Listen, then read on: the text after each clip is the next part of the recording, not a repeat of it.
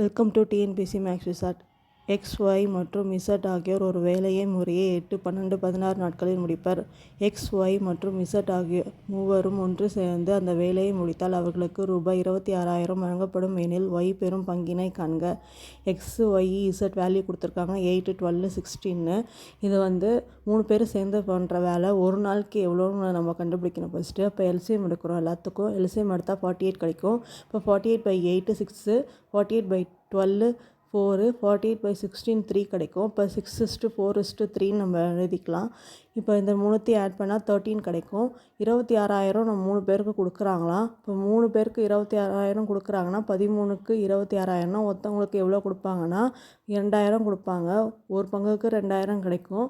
Y 4ன்னு நமக்கு தெரியும்.